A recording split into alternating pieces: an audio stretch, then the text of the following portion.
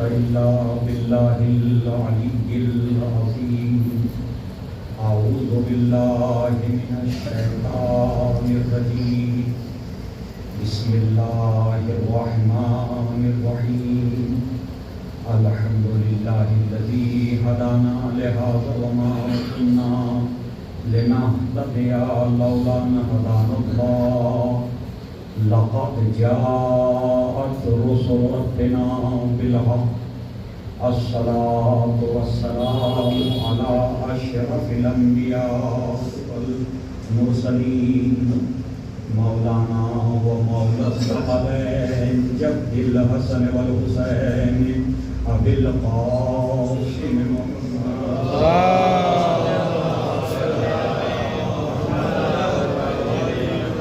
الصلاة والسلام على أهل بيته الطيبين الطاهرين المعصومين المظلومين المنتجبين المنتخبين ولعنة الله على أعدائهم ومنكر فضائلهم وغاصب حقوقهم أجمعين من يومنا هذا إلى قيام يوم الدين أما بعد فقد قال الله سبحانه وتعالى في كتابه الكريم وفرقانه الحميد وقوله الحق بسم الله الرحمن الرحيم تبارك الذي بيده الملك وهو على كل شيء قدير الذي خلق الموت والحياة ليبلوكم أيكم أحسن عملا وهو العزيز الغفور صلوات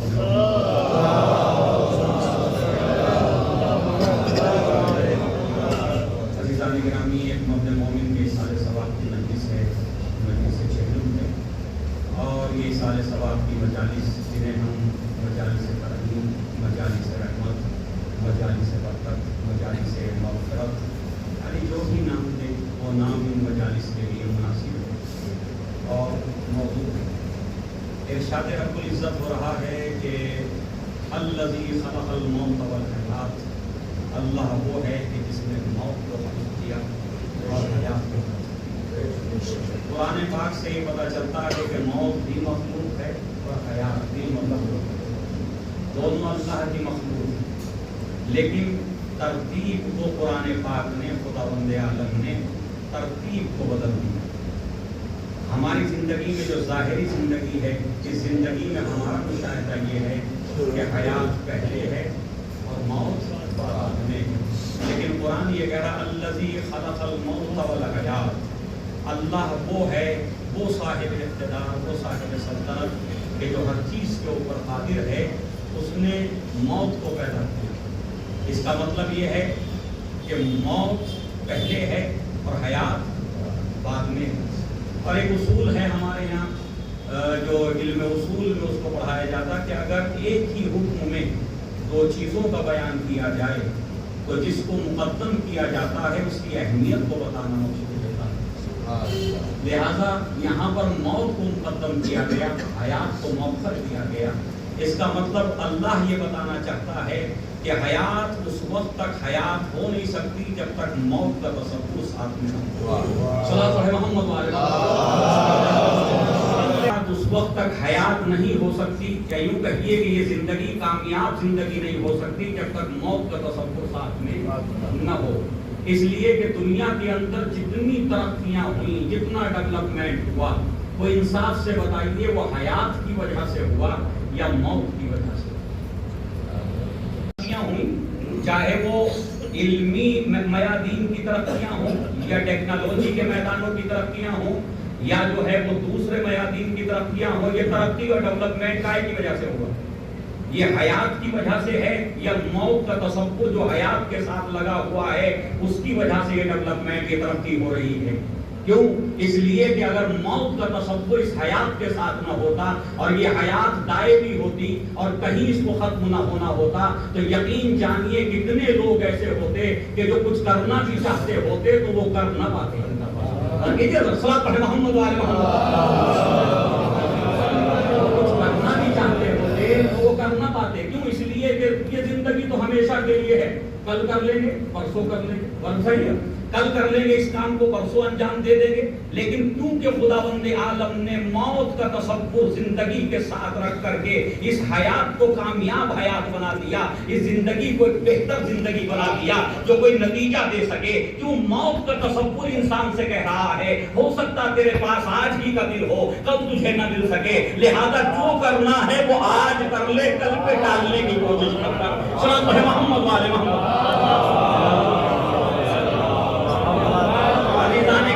یہ موت کے تصور نے، موت کے کانسیپٹ نے انسان کو جو ہے وہ متحرک کر دیا.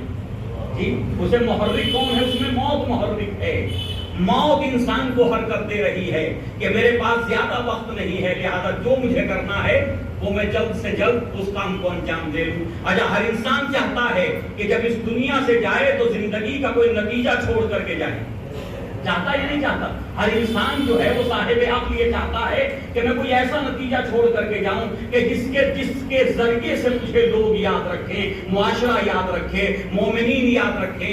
جو جس معاشرے میں رہتا، جس سوسائٹی میں رہتا، اس کے اعتبار سے وہ کوئی نہ کوئی اپنی زندگی کا نتیجہ چھوڑ کر کے جانا چاہتا ہے. تو عزیزان گرامی ہر انسان کو زندگی کا نتیجہ دینا تھا. یہ زندگی کوئی ایسے ہی تو نہیں ہے، ابس تو نہیں ہے، لہو تو نہیں ہے، لہذا اس زندگی کا نتیجہ دینا تھا. اگر یہ دائمی ہو جاتی تو اس زندگی کا کوئی نتیجہ نہیں مل پاتا. اس لیے خداوند عالم نے اس حیات کو محدود کر کے موت کے تصور کو اس کے ساتھ رکھ کر کے اسے اس لائق بنایا کہ تاکہ جلد سے جلد یہ اپنی زندگی کا نتیجہ اس دنیا میں دے کر کے جائے اور دنیا کو پتا چلے کہ جس طرح سے ہم سے پہلے گزر چکے ہیں ہمیں بھی گزرنا ہے، لہذا ہمیں بھی جو ہے سستی اور کاہلی کی ضرورت. صلوات محمد علیہ وسلم.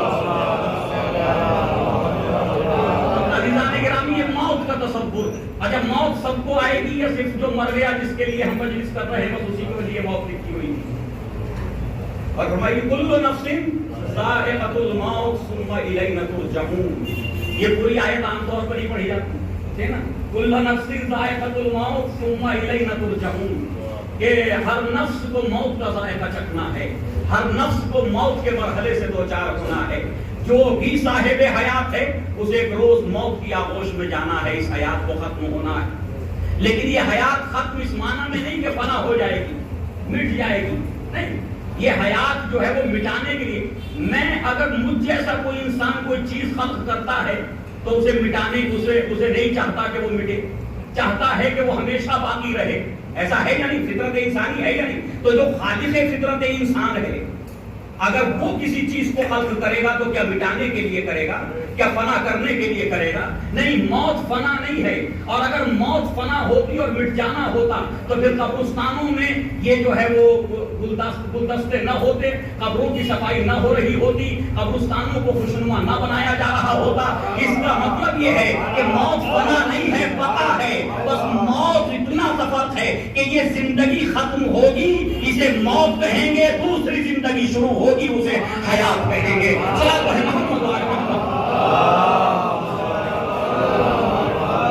ظاہری زندگی کا جو نتیجہ ہے وہ حیات ہے. جب یہ بارڈر تک پہنچ جائے گی وہاں یہ موت آئے گی. جب موت آئے گی تو اس کے بعد ایک نئی زندگی شروع ہوگی. لیکن یاد رکھیے گا کہ جو نئی زندگی آپ کو ملے گی وہ بالکل ویسی ہی زندگی ملے گی جیسی آپ دنیا میں گزار رہے ہیں.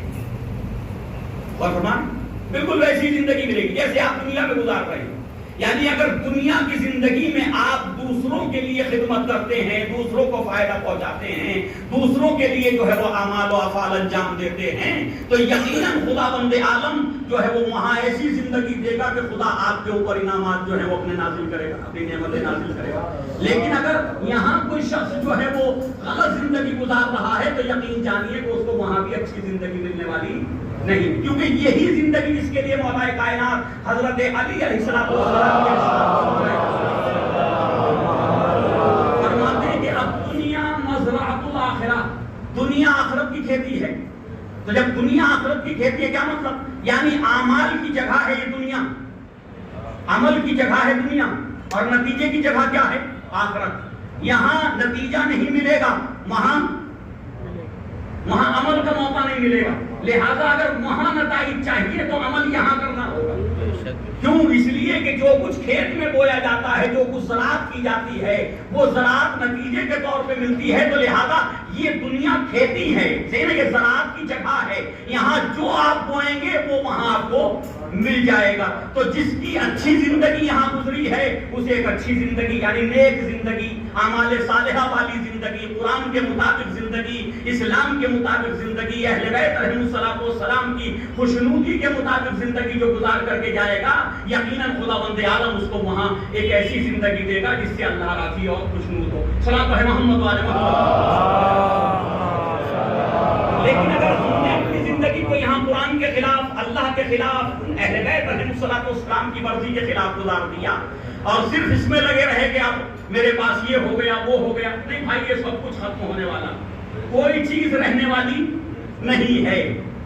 مولا کائنات فرماتے ہیں کہ مجھے تعجب ہوتا ہے اس انسان کے اوپر کہ جو غلط طریقوں سے جو ہے وہ ساری چیزیں دنیا کی جمع کرتا چلا جاتا ہے، اکٹھی کرتا چلا جاتا ہے، اور وہ یہ سوچتا ہے کہ یہ دنیا میرے لیے باقی رہے گی، اور یہ جو کچھ میں کر رہا ہوں یہ میرے لیے باقی رہے گا۔ مولا فرماتے ہیں مان لو اگر یہ دنیا تیرے لیے باقی رہ بھی جائے تو کیا تو دنیا کے لیے باقی رہے گا؟ محمد والے، کیا تو دنیا کے لیے تو جب تو دنیا کے لیے باقی نہیں رہے گا، دنیا لاکھ تیرے پاس کتنی ہی ہو اور تو دنیا کے لیے باقی نہیں رہے گا، تو پھر اس کو سوچنے کی صلاۃ پڑھیں محمد والے محمد۔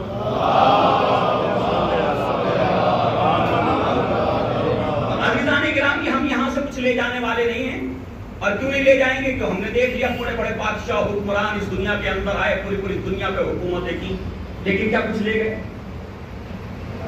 کچھ لے کر کے گئے؟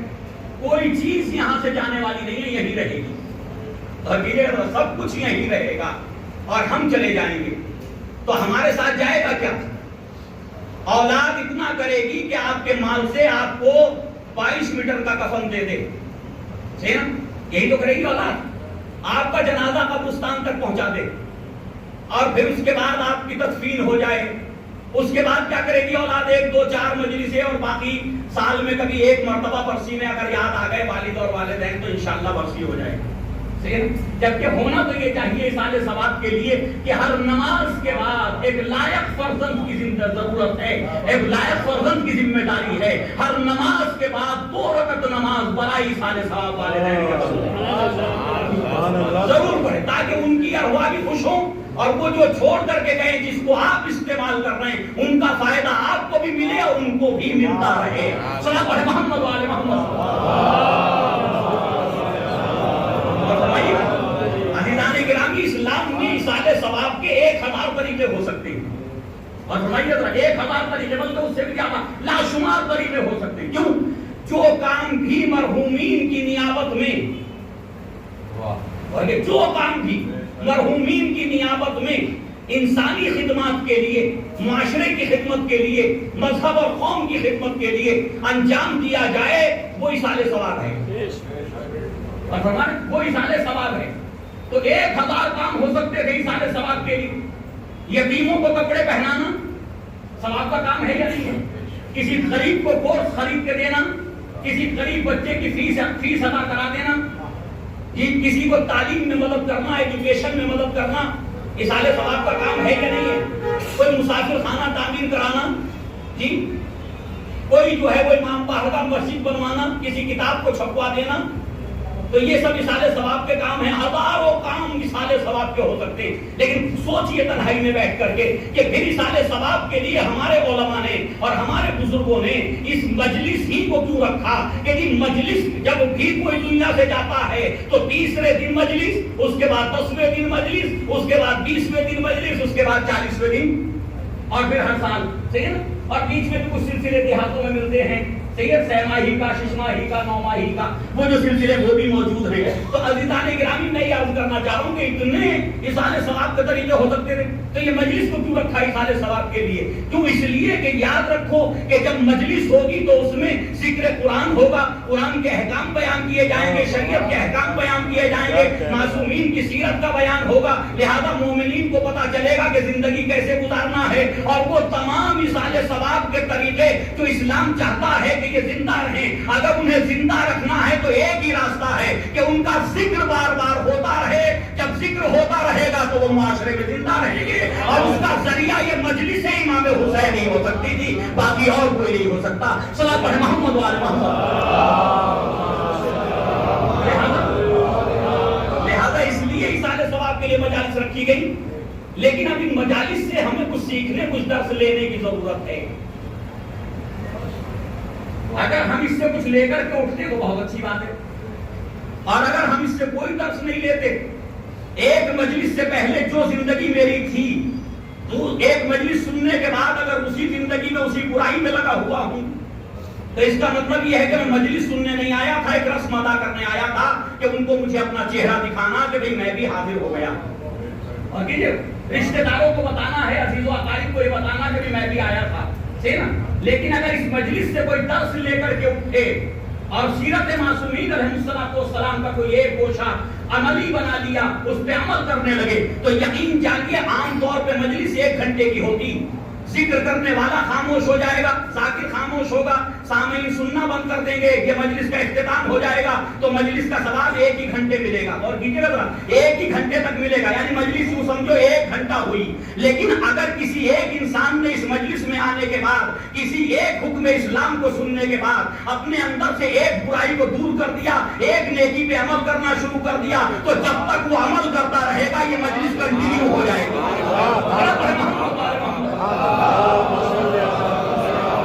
جب تک وہ عمل کرتا رہے گا اس نیک کام پر، جب تک وہ عمل پیرا رہے گا اور دوسروں کو اس عمل کی دعوت دے گا، جتنے وہ عمل کرنے والے بڑھتے چلے جائیں گے جی اتنا سمجھیے کہ مجلس میں اجر و ثواب بڑھتا چلا جائے گا جی. تو ایک مجلس کو ہم چاہیں تو کنٹینیو قیامت تک کے لیے بھی کر سکتے ہیں، اور چاہیں تو رسم و رواج بنا کر کے 1 گھنٹے میں کر سکتے ہیں. صلاۃ پڑھیں محمد وعلی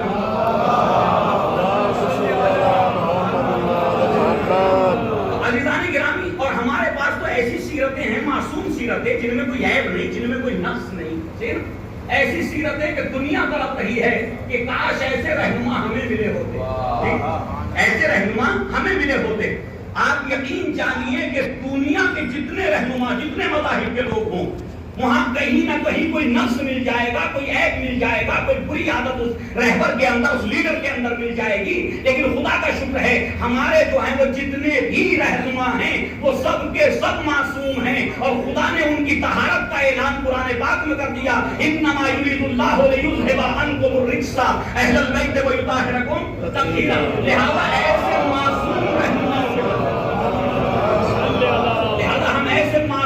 رہنماؤں کے ماننے والے، ایسے معصوم رہبروں کے ماننے والے ہیں. لہذا ہمیں تو فخر ہونا چاہیے کہ ہم اپنے ائمہ علیہ السلام کی سیرت کے مطابق اپنی سیرت کو، اپنے کردار کو بنانے کی کوشش کریں. صلاۃ پڑھیں محمد وعلی محمد. عزیزان گرامی یاد رکھیے کہ جب مسلمان نے اسلام کو چھوڑا تب تک مسلمان نقصان میں رہا. جب اس نے دین کو چھوڑا، دین کے احکام کو چھوڑا، تب تک جو ہے یہ مسلمان پریشان ہوا، تب تک اس مسلمان کے اوپر جو ہے وہ مصیبتیں نازل ہوئی. اور جب یہ دیندار بن کر کے رہا تب تک یہ سہولتوں میں رہا، آسانیوں میں رہا. اور یہ بات میں عرض کر رہا ہوں کہ پوری دنیا کی جتنی قومیں اور جتنے مذاہب ہیں، کوئی ایک مذہب لاؤ کہ جو اپنے مذہب پہ عمل کر کے پریشان نہ ہو.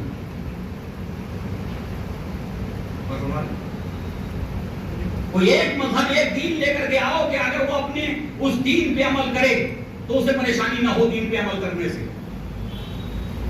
کہیں شراب جائز ہے، کہیں ایسے جانور جائز قرار دیتی ہے، کہیں جو انسان کے جسم کو اور روح کو نقصان پہنچاتے ہیں، کہیں بہت سی دوسری چیزیں جو ہیں جیسے رقص ہے، ناچ گانا ہے، صحیح نا، وہ ساری چیزیں جائز قرار دے دی گئی جو انسان کو روحانی طور پہ، جسمانی طور پہ ہر اعتبار سے نقصان پہنچاتی ہیں. لیکن یہ ایک اکیلا دین ہے روئے زمین پر کہ جس کا کوئی ایک حکم بھی ایسا نہیں جو کسی انسان کے لیے نقصان دہ ہو، بلکہ ہر حکم میں انسانیت کے لیے اور انسانوں کے لیے فائدہ ہے. لیکن عزیزان گرامی وہ جس میں نقصان ہے اس پہ وہ عمل کر رہے ہیں، لیکن جس دین میں فائدہ ہی فائدہ ہے اس پہ ہم لوگ عمل کرنے کے لیے آمادہ. صلاۃ پڑھیں محمد وعلی محمد. ہم اس پہ عمل کرنے کے لیے آمادہ نہیں ہیں. یقین جانیے کہ پوری دنیا کے اندر ہمارے عمل نہ کرنے سے، قرآن کے مطابق، شریعت کے مطابق، اسلام کے مطابق، ہم سے مراد امت ہے، آپ نہیں سے، یعنی امت مسلمہ کے عمل نہ کرنے کی وجہ سے امت بھی بدنام ہوئی اور دین بھی بدنام ہوا یا نہیں ہوا؟ عمل نہ کرنے کی وجہ سے ہوا نا۔ قرآن میں کہاں حکم ہے کہ کافر کو بغیر کسی جرم و خطا کے قتل کرو؟ آپ کے دین میں کہاں ہے جی؟ کوئی حکم ہے آپ کے دین میں؟ آپ کا دین تو یہ کہتا کہ اگر کوئی کافر پریشان حال ہو اور آپ سے امن و امان مانگے تو اسے امن و امان دو اور اس کی ذمہ داری اٹھاؤ۔ تو یہ تھا قرآن کا حکم، اور میں نے کیا کیا؟ میں نے یہ کیا کہ امن و امان دینا تو دور کی بات ہے، میں نے ہر کافر کو، ہر مشرک کو واجب القتل سمجھ لیا اور فتوے دینے لگا بس جو مشرک ہے اسے زندہ رہنے کا حق نہیں ہے۔ اگر مشرک اور کافر کو زندہ رہنے کا اس روئے زمین پہ حق نہ ہوتا تو وہ خالق انہیں پیدا ہی کیوں کرتا، ان کو وجود ہی نہ دیتا تاکہ یہ زمین پہ صدق محمد والے محمد۔ پھر اس نے یہ نہیں سکھایا ہمیں کہ یہ کہنا کہ رب المسلمین رب المومنین، اس نے کہا کہو الحمدللہ رب العالمین۔ عالمین کا رب ہے، خالی مسلمانوں کا رب نہیں ہے، مومنین کا رب نہیں ہے، اور فرمائیے رب اہل اسلام کا رب نہیں ہے، عالمین کا۔ اور عالمین میں کافر ہیں یا نہیں ہیں؟ مشرک ہیں یا نہیں ہیں؟ اچھا، جب وہ اپنی نعمتیں جو ہے وہ نازل کرتا ہے تو اس میں کوئی تفریق نہیں کرتا۔ جب سورج کی کرنیں نکلتی، سورج نکلتا ہے، کرنیں پڑتی ہیں تو جناب موسیٰ کے مکان پہ بھی اور فرعون کے قصر پہ بھی جی، جب جناب ابراہیم کے مکان پہ بھی، گھر پہ بھی کرنیں آتی ہیں، اس نور سے جناب ابراہیم بھی فائدہ اٹھاتے ہیں اور نمرود بھی فائدہ اٹھاتا ہے، ایسا ہے یا نہیں؟ تو اس نے اپنے نظام کائنات میں یہ بتا دیا کہ ہم نے سب کو خلق کیا ہے اور سب کے لیے ایک نظام بنایا ہے، بس اس نظام کے تحت جو چلتا رہے گا، اس نظام سے جو فائدہ اٹھانا چاہتا ہے وہ فائدہ اٹھا سکتا ہے۔ نظام سب کے لیے ہے، ہاں ہم نے اجر و ثواب کا سلسلہ وہ آخرت کے لیے رکھا ہے، اور فرمایا کہ اگر آپ ہمارے احکام کے مطابق زندگی گزاریں گے تو ہم آخرت میں اس کا اجر و ثواب عطا فرمائیں گے۔ دنیا کے لیے اجر و ثواب کا مسئلہ نہیں ہے، ورنہ بہت سے مومنین پریشان ہیں، مولانا نمازیں بھی پڑھتے ہیں، ہم تو دیندار بھی ہیں لیکن پھر بھی پریشان ہیں۔ تو دیندار ہونے کا مطلب یہ نہیں کہ پریشانیاں دور ہو جائیں گی، بلکہ جتنا آپ دین سے قریب آئیں گے اتنے آپ محبوب خدا بنتے چلے جائیں گے، اور جتنے محبوب خدا بنتے چلے جائیں گے اتنا وہ امتحانات میں آپ کو مبتلا کرتا چلا جائے گا۔ ہمیشہ کوئی امتحان محبوب کا لیتا ہے، محزون کا کبھی امتحان نہیں لیتا۔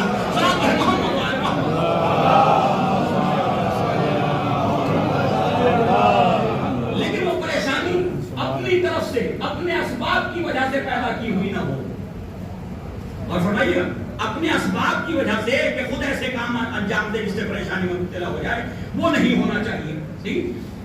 دیکھیے غربت دو طرح کی ہوتی، ایک غربت کی اسلام مذمت کرتا ہے اور دوسری غربت کے لیے نبی کریم فرماتے ہیں الفقر و فخری، میرا فقر جو ہے، میری تنگدستی میرے لیے فخر ہے۔ یہ حدیث موجود ہے، الفقر و فخری، میرا فقر جو ہے، میری تنگدستی میرے لیے فخر ہے۔ تو یہ دونوں غربتوں میں فرق کیا ہے؟ ایک غربت وہ جس کی مذمت کر رہا اسلام، مولا کائنات حضرت علی علیہ السلام کلمات نثار میں موجود ہے، کلمات نثار میں موجود ہے۔ امام حسن مصطفیٰ علیہ السلام کو وصیت فرماتے ہوئے فرماتے ایاک والفقر، اے میرے بیٹے ڈرتے رہنا تنگدستی سے، فقیری سے، فقر و فاقے سے ڈرتے رہنا۔ کیوں؟ انہ یخرس الفتن، یہ انسان کی عقل کو چھین لیتا ہے۔ فقیری کیا کرتی ہے؟ تنگدستی کیا کرتی؟ انسان کی عقل کو چھین لیتی ہے۔ اور ایک جملہ پھر فرماتے ہیں قاد ان یکون الکفر، بہت قریب ہے کہ یہ فقر انسان کو کفر تک پہنچائے، بہت قریب ہے کہ یہ فقر انسان کو، یہ تنگدستی، یہ غربت کہاں تک پہنچا دے؟ کفر تک پہنچا دے۔ اگر لوگ غربت کی وجہ سے کفر تک پہنچ رہے ہیں یا نہیں پہنچ رہے؟ بھائی کفر تک پہنچ رہے ہیں، یعنی کہ آپ کے مولا کا جملہ میں نہیں کہہ رہا، میں صرف شرح کر رہا ہوں کہ کفر تک پہنچ رہے ہیں یا نہیں پہنچ رہے۔ مجھے انصاف سے بتاؤ، کوئی ڈاکٹر، کوئی انجینئر، کوئی ایجوکیٹڈ، کوئی پڑھا لکھا انسان، کوئی دانشور اپنے جسم میں بم باندھ کر کے کسی مسجد میں وسفوٹ کرے گا؟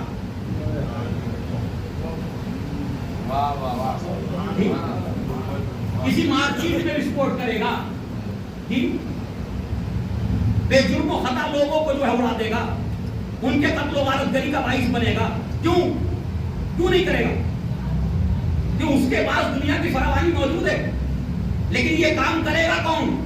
یہ وہ کرے گا کہ جس کے بچے بھوکے مر رہے ہوں، جسے زندگی گزارنے کا کوئی راستہ نظر نہ آتا ہو۔ تو آپ کے مولا فرماتے ہیں کہ الفقر موت الاکبر، کہ فقیری سب سے بڑی موت ہے، تندرستی سب سے بڑی موت ہے۔ اب سوال یہ پیدا ہوتا کہ اس تندرستی کو اور غربت کو اور فقر کو دور کیسے کیا جائے، قوم سے اور مذہب سے کیسے دور کیا جائے؟ یہ تو سمجھ میں آ گیا کہ فقیری سب سے بڑی موت ہے، اس سے بڑی کوئی موت نہیں ہے۔ کیوں؟ فقیر وطن میں رہ کے ایسے جیسے مسافر، اور کیجیے گا، اور امیر سفر میں اس طرح جیسے وہ وہاں وطن رکھتا ہو۔ صلوات پڑھے محمد وعلى محمد۔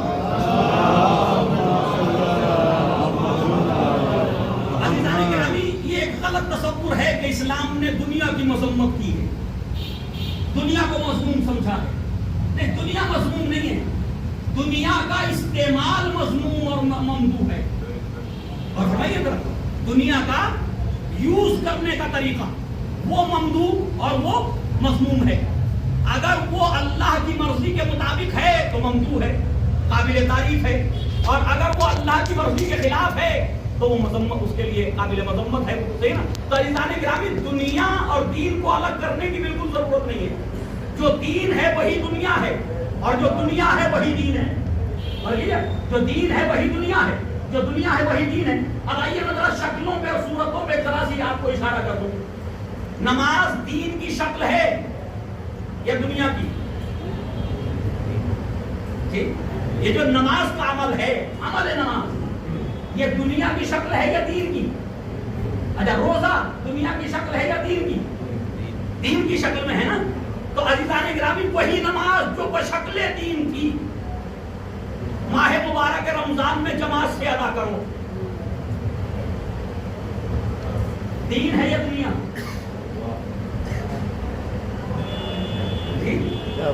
تو وہی نماز ہے نا؟ نماز ہی پڑھی نا لوگوں نے، لمبی لمبی صفیں بن گئی ماہ مبارک رمضان میں، نمازیں ہو رہی ہیں اور گھنٹوں کھڑے ہوئے، گھنٹوں جو ہے وہ قرآن پڑھا جا رہا۔ سوال یہ ہے کہ وہ دین ہے یا دنیا؟ شکل دین کی ہے، لیکن جب شریعت کے دائرے سے نکل جائے، اور بھائی یہ میں نہیں کہہ رہا، بخاری اور مسلم دونوں میں موجود ہے کہ جس نے یہ نماز ادا کرائی، سب سے پہلے جماعت قائم کرائی، اس نے یہ کہا جناب عبداللہ ابن عباس سے جب گزرا، اس کا مطلب خود بھی نہیں پڑھی، اور کی جگہ تھا، جب نماز پڑھنے والوں کو نکلتے ہوئے دیکھا تو کہا ہذہ نعمت البدع، یہ ایک اچھی بدعت ہو گئی، اور کی جگہ تو اس کا مطلب نماز بھی اگر حکم الہی کے مطابق نہ ہو تو وہ دین نہیں ہے، وہ دنیا ہو جاتی ہے، اور کی جگہ تھا صلوات محمد وعلى محمد۔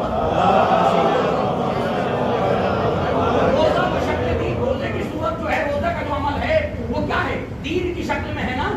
اگر عاشور کو رکھیں،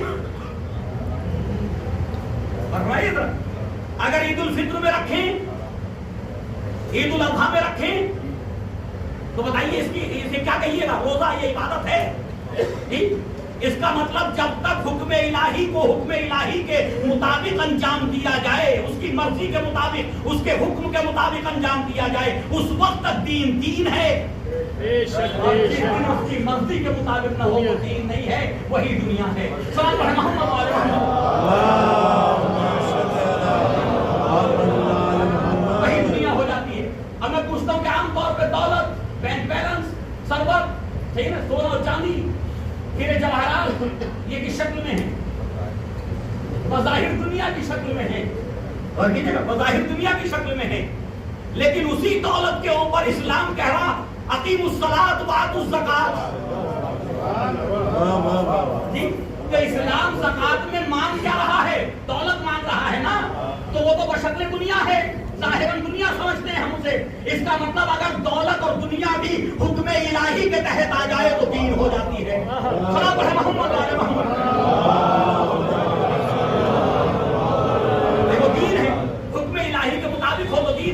ورنہ جناب خدیجہ کی دولت کا قصیدہ کیوں پڑھتا؟ وہ بھی تو ہمارے دنیا ہی تھا، لیکن اس کا قصیدہ کیوں پڑھا قرآن؟ اے میرے حبیب، جب ہم نے آپ کو جو ہے وہ تنگ دست پایا تو کیا ہم نے تمہیں جو ہے وہ مال و دولت سے مدد نہیں کی؟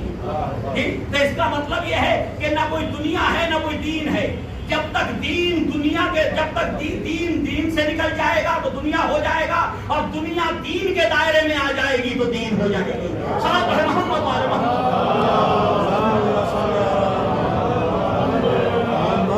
عزیزان گرامی، اسے ہمیں سمجھنے کی ضرورت ہے. اسلام کبھی نہیں چاہتا، کسی مسلمان کے لیے، کسی مومن کے لیے نہیں چاہتا کہ وہ کمزور ہو کے اقتصادی طور پہ کمزور رہ کر کے زندگی گزارے. کیوں؟ اس لیے کہ ہم نے اس دین کو بھیجا تمام ادیان پہ غالب کرنے کے لیے. تو جب اس دین کو تمام ادیان پہ غالب کرنے کے لیے بھیجا تو اس دین کا ماننے والا ہر کمال میں دوسروں سے بہتر ہو، تبھی تو دین غالب ہوگا. ہر چیز میں یہ دوسروں سے بہتر ہو. ایجوکیشن میں سب سے بہتر ہونا چاہیے مسلمان کو، اقتصاد میں، اکنامک میں سب سے بہتر ہونا چاہیے. کوئی پریشانی نہیں ہے، بس اتنا سا خیال رکھا جائے آپ ارب پتی ہو جائیں. اسلام آپ کی مذمت نہیں کرتا، بس اسلام یہ کہتا ہے کہ یہ دولت جمع کرنے سے پہلے، دولت کسب کرنے سے پہلے، دولت کے کمانے سے پہلے یہ دیکھنا کہ یہ کس راستے سے کما رہے ہو، اور خرچ کرنے سے پہلے یہ دیکھنا کہ کس راستے پہ خرچ کر رہے ہو. اگر کمایا بھی ہماری مرضی سے ہے اور خرچ بھی ہماری مرضی سے کیا ہے تو اس کا مطلب یہ ہے کہ تم امیر ہو کے بھی جو ہمارے پسندیدہ ہو، ہمارے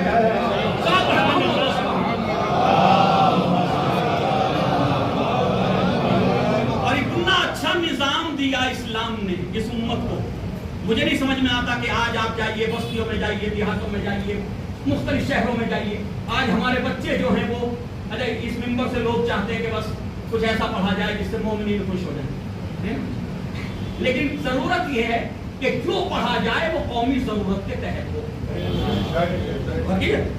جو قوم کی ضرورتیں ہیں اگر وہ ممبر سے بیان نہیں ہوں گی تو ان مومنین کو کہاں جمع کر کے بتائیں کہ قومی ضرورتیں کیا ہیں؟ ایک سوال ہے یا نہیں؟ بھئی یہی ممبر ہی سے پتہ چلے گا قومی ضرورتیں کیا ہیں. اس وقت جو ہے وہ ہماری ضرورتیں کیا ہیں، ہماری ذمہ داریاں کیا ہیں، ہمارے فرائض کیا ہیں. تو عزیزان گرامی، آج ہماری سب سے بڑی ذمہ داری ہے کہ جب ساری دنیا طاقت اور قوت کی طرف مائل ہو گئی اور اب وہ یہ نہیں دیکھتی کہ یہ طاقتور ظالم ہے یا مظلوم ہے، یہ فرق ہی ختم ہو گیا.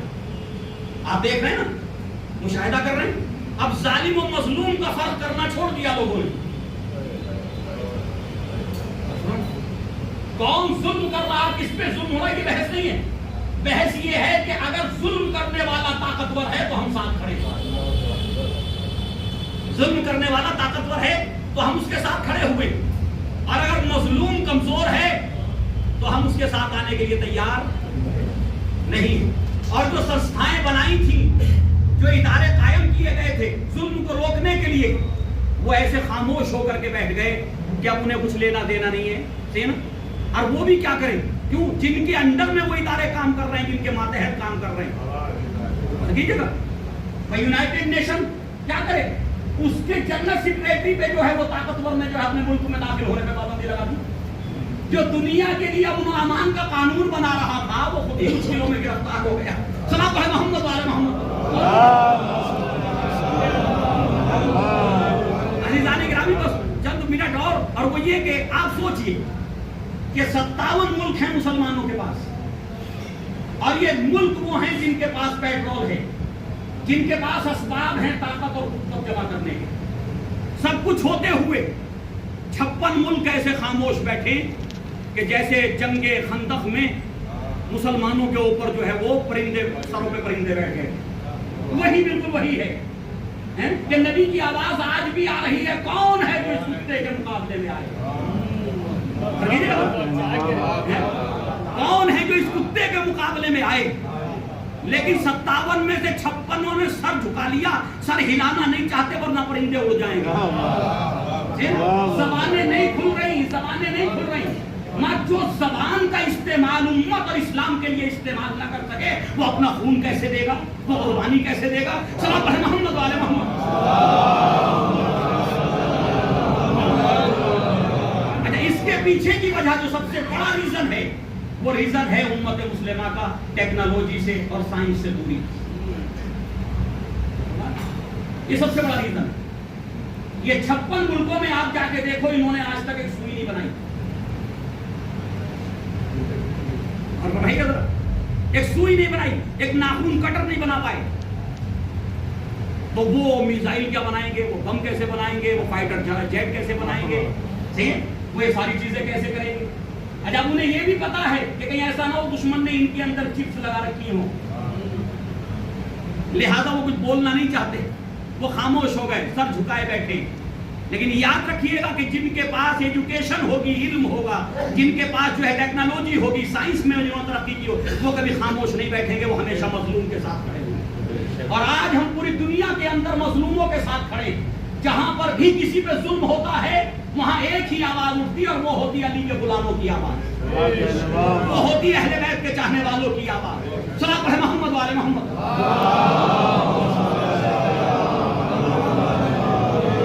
ہم ایک ہی آواز اٹھاتے ہیں, اور وہ یہ کہ مظلوم کے ساتھ ہیں, ہم ظالم کے خلاف ہیں.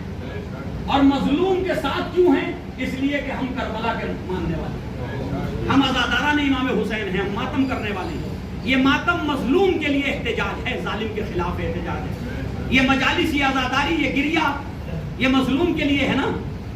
ٹھیک, تو کیسے ممکن ہے جو 1400 سال پہلے کے مظلوم پہ ماتم کرتا ہو, آج تک ظالم سے جو ہے نفرت کرتا ہو اور ظالم پہ لعنت کرتا ہو, وہ ابھی کے ظالم کے ساتھ آ جائے. لہذا ہماری ذمہ داری یہ ہے کہ ہم ہمیشہ مظلوم کے حامی بن کر کے رہیں اور ظالم کے خلاف رہیں. اور یہی ہمیں کربلا سکھاتی.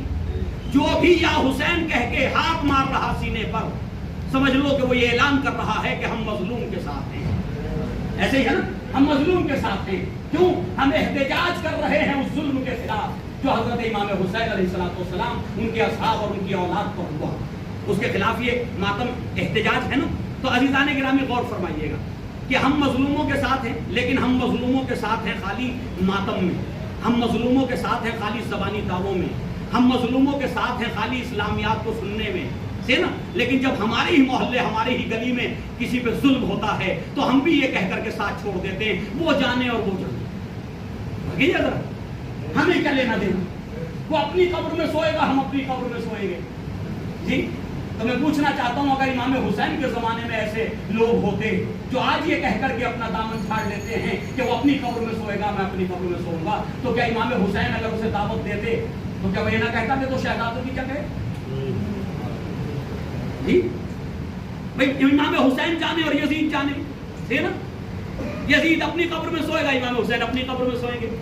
تو یاد رکھیے کہ ان مجالس کو عملی بنانے کی ضرورت ہے کہ جو بھی محلے کے اندر, گلی کے اندر, بستی کے اندر, شہر کے اندر اگر مظلوم ہے, اگر آپ جو ہے وہ مظلوم کے ساتھ کھڑے نہیں ہو سکتے تو کم سے کم ظالم کے ساتھ بھی کھڑے رہو.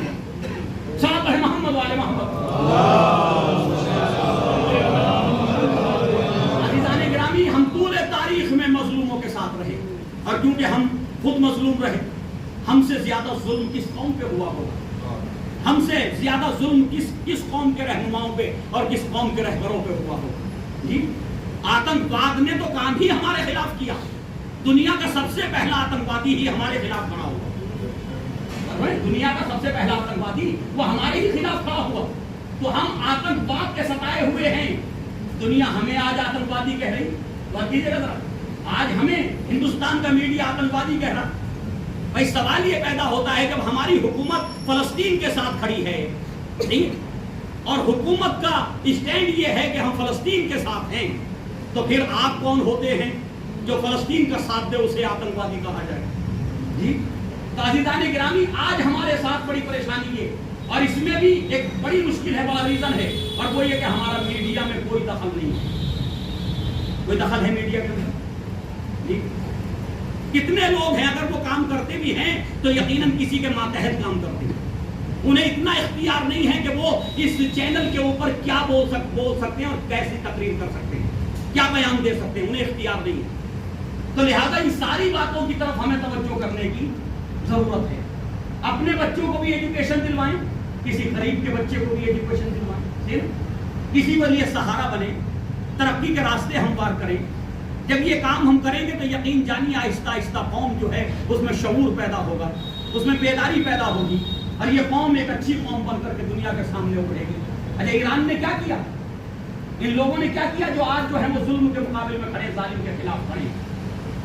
ان لوگوں نے یہ کیا کہ وہاں تعلیم کو آگے بڑھایا، سائنس کو آگے بڑھایا، ٹیکنالوجی کو آگے بڑھایا، جی ہر طرح کے کالج، ہر طرح کی یونیورسٹیز، حتیٰ حزب اللہ کے پاس اپنا پورا نظام، ہاسپٹلز ان کے اپنے ہیں، ادارے خیریہ ان کے پاس موجود ہیں، اور سائنس کے شعبے اپنے موجود ہیں، کالجز موجود ہیں، یونیورسٹی موجود ہے، یعنی پورا ایک سسٹم تیار کیا، اور تب جا کر کے وہ اس لائق ہوئے کہ وہ کسی ملک کے اندر رہ کے 35% ہوتے ہوئے بھی اس ملک کے اندر سب سے زیادہ طاقتور، اور فرمان حتیٰ عربوں کے ملک اتنے طاقتور نہیں ہیں جتنا جو ہے یہ جماعت، صحیح ہے، جو آپ کی جماعت ہے، یہ جو طاقتور ہے۔ صلاۃ ہے محمد والے محمد۔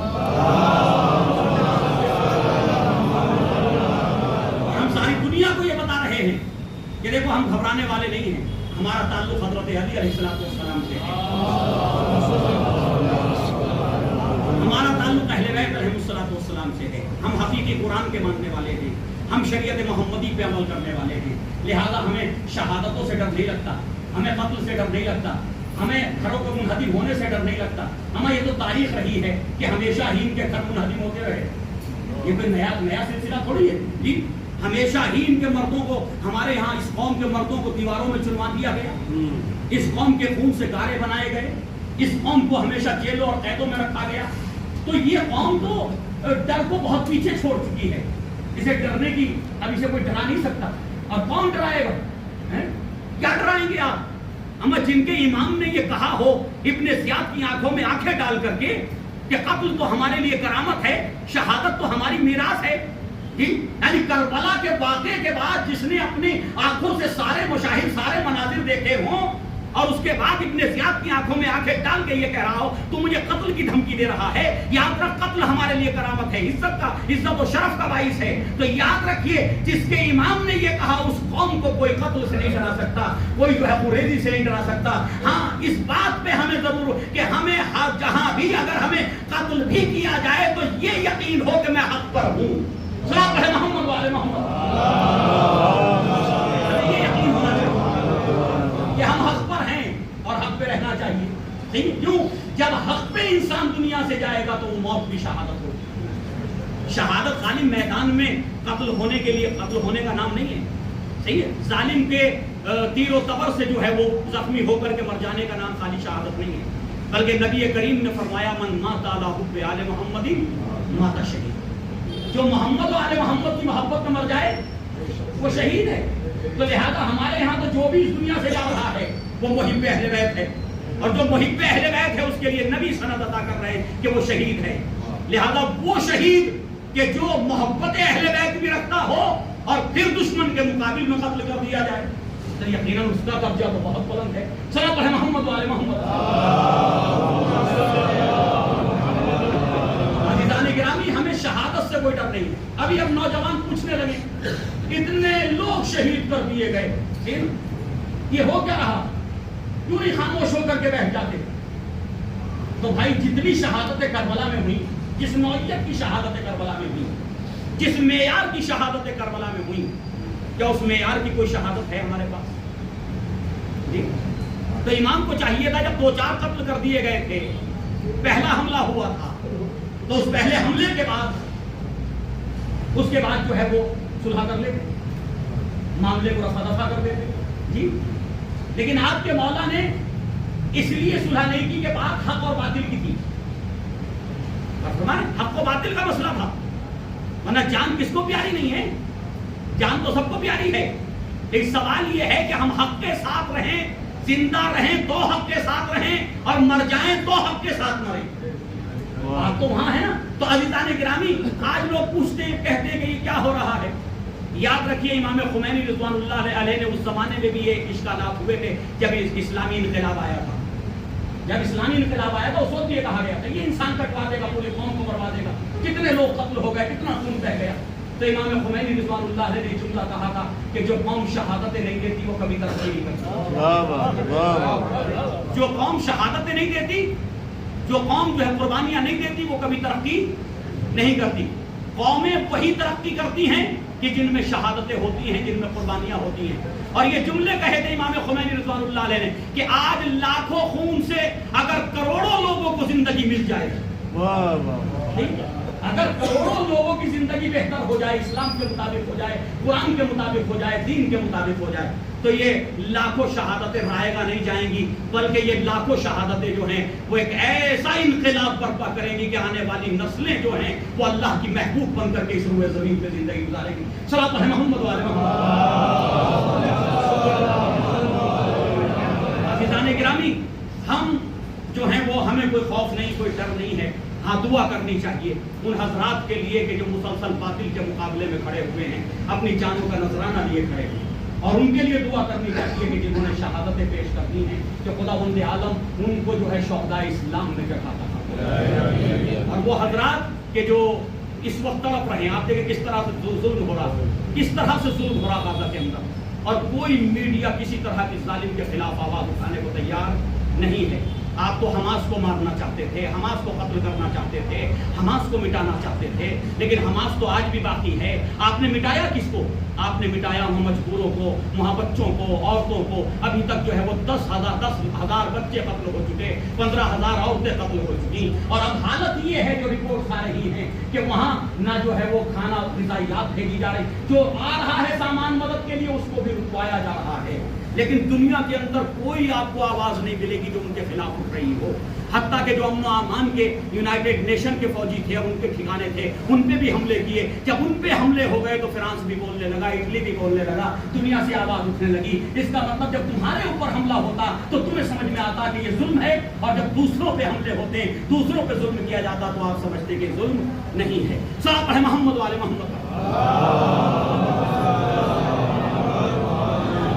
عزیزان گرامی, اہل بیت علیہم الصلوۃ والسلام نے یہ عظیم قربانیاں دے کر کے شہادت کا ایک ایسا راستہ کھولا کہ جس راستے پہ چلتے ہوئے یہ قوم کبھی جو ہے وہ خوف زدہ نہیں ہوتی. آپ کے مولا کا یہ پیغام ہے کہ حق کے ساتھ رہو, باطل کے مقابلے میں رہو, مظلوم کے ساتھ رہو, ظالم کے خلاف کھڑے رہو. اور جب تک تم ظالم کے خلاف رہو گے, دنیا ساری ایک طرف ہو جائے, آپ کو جو ہے وہ آپ کی کوئی توہین نہیں کر سکتا, آپ کو کوئی مٹا نہیں سکتا. اور یہ کربلا کا ہمارے لیے درس ہے, یہ پیغام ہے. امام حسین علیہ السلام نے جو عظیم قربانیاں پیش کی ہیں, ان قربانیوں کی وجہ سے آج عدل و انصاف کی آواز زندہ ہے, آج قرآن زندہ ہے, شریعت محمدی زندہ ہے.